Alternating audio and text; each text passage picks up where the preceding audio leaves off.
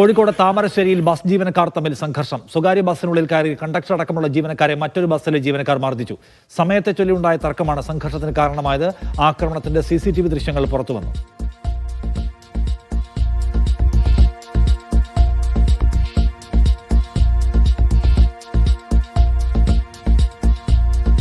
ഇന്നലെ 5:30യോടെയായിരുന്നു ഈ സംഭവം ഉണ്ടാകുന്നത്. ബസ്സിന്റെ സമയത്തെ ചൊല്ലിയായിരുന്നു രണ്ട് ബസ്സിലുള്ള മറ്റൊരു ബസ്സിലെ ജീവനക്കാർ ചേർന്ന് ഒരു ബസ്സിലുള്ള കണ്ടക്ടറെ അടക്കം ആക്രമിക്കുകയായിരുന്നു.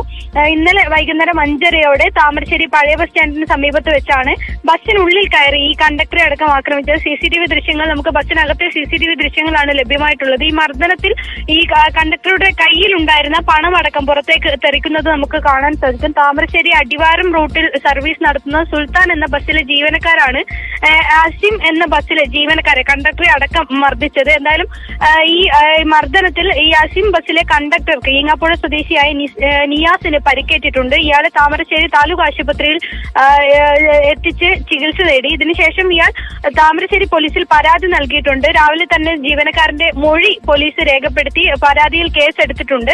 നമുക്ക് ഈ ബസ്സിനകത്തെ CCTV ദൃശ്യങ്ങളാണ് നമുക്ക് ലഭ്യമായിട്ടുള്ളത്. ക്രൂരമായ മർദ്ദനം തന്നെയാണ് നമുക്ക് കാണാൻ സാധിക്കും. എന്തായാലും സമയത്തെ ചൊല്ലിയുള്ള തർക്കമാണ് ഇരു ബസ്സുകളും തമ്മിലുള്ള ഒരു സംഘർഷത്തിലേക്ക്, ബസ്സിലെ ജീവനക്കാരും തമ്മിലുള്ള സംഘർഷത്തിലേക്ക് കലാശിച്ചത്.